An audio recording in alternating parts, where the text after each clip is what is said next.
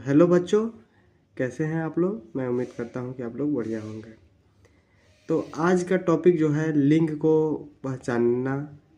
जैसे कि खास करके हमारे 10th 2026 में जो बच्चे एग्ज़ाम देने वाले हैं उनके लिए ये एक महत्वपूर्ण वीडियो रहेगा, क्योंकि हिंदी किताब से 55 से 60 नंबर का व्याकरण आता है, जिसमें 5 नंबर आराम से लिंग से आता है। आपको कुछ शब्द दे देगा और वो पूछ लेगा कि ये पुल्लिंग है, स्त्रीलिंग है या नपुंसक है। तो आज के इस वीडियो में डाउट पूरा खत्म हो जाएगा। तो सबसे पहले यहाँ पे है कि लिंग लिंग आखिर कहते किसे हैं। तो व्याकरण में लिंग का अर्थ होता है संज्ञा शब्दों के उस रूप से जिससे उनके पुरुष या स्त्री वर्ग का पता चलता है। यह हमें यह बताता है कि कोई शब्द पुरुष जाति का है या स्त्री जाति का। इसके कहने का मतलब है कि अगर कोई शब्द दिया है और उसको ये पूछ दिया कि ये कौन सा लिंग है, या तो ये मतलब कि अगर पुरुष होगा यानी या तो ये शब्द पुरुष हो सकता है या फिर स्त्री हो सकता है या फिर नपुंसक भी हो सकता है। तो इसका 3 प्रकार होता है। आप लोग देख सकते हैं कि पुल्लिंग यानी इसको और यहाँ पे स्त्रीलिंग और नपुंसक।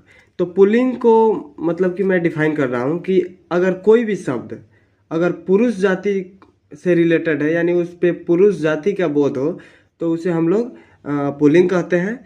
और स्त्रीलिंग जो है ये मतलब कि स्त्री जाति का बोध हो तो उस शब्द को स्त्रीलिंग कहते हैं। और नपुंसक यानी मतलब कि कहने का इसका अर्थ है कि निर्जीव वस्तु हो और ना ही पुल्लिंग का बोध हो और ना ही स्त्रीलिंग का बोध हो।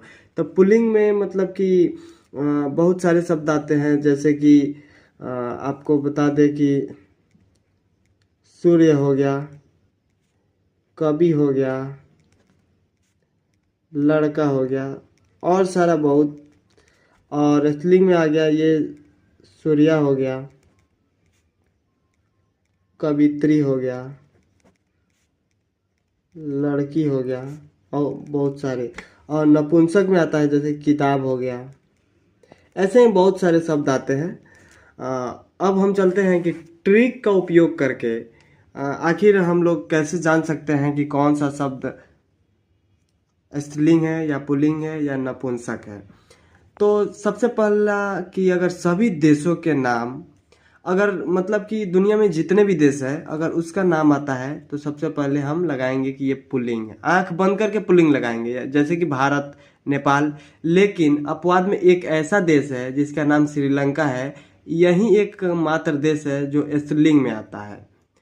उसके बाद हिंदी महीनों के नाम जैसे कि चैत्र हो गया, फागुन हो गया, माघ हो गया, बैसाख हो गया। जैसे हिंदी महीना का जितना भी नाम है वो पुल्लिंग में आता है। उसके बाद आता है पर्वतों के नाम, यानी हिमालय हो गया, अरावली हो गया और बहुत सारे पर्वतों के नाम जितने भी हैं वो पुल्लिंग में आएंगे। दिनों के नाम सोमवार, मंगलवार, बुधवार, ऐसे 7 को दिन होता है जो कि पुल्लिंग में आता है। पेड़ों के नाम आम का पेड़, नीम का पेड़, बरगद का पेड़।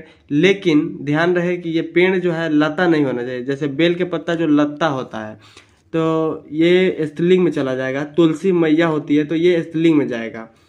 उसके बाद ग्रह नक्षत्रों के नाम, यहाँ पे पृथ्वी लिखा है तो पृथ्वी जो है ना, पृथ्वी हमारी माता है तो ये स्त्रीलिंग में जाएगा। उसके बाद यहाँ पे सूर्य ग्रहण, चंद्र ग्रहण, ये सब नक्षत्र है तो ये पुल्लिंग हो जाएंगे। उसके बाद आते हैं स्त्रीलिंग में। तो स्त्रीलिंग में देख सकते हैं कि नदियों के नाम, तो नदियों के नाम जैसे कि गंगा नदी हो गया, यमुना नदी हो गया, ये स्त्रीलिंग में आएंगे। लिपियों के नाम में जाएंगे, देवनागरी हो गया, फारसी हो गया, ये लिपियों जैसे कि ये स्त्रीलिंग हो जाएंगे। उसके बाद भाषा के नाम, हिंदी हो गया, संस्कृत हो गया, ये हमारे स्त्रीलिंग हो जाएंगे। बोलियों के नाम जैसे देहाती बोली होता है, भोजपुरी बोली होता है, ये चले जाएंगे स्त्रीलिंग में।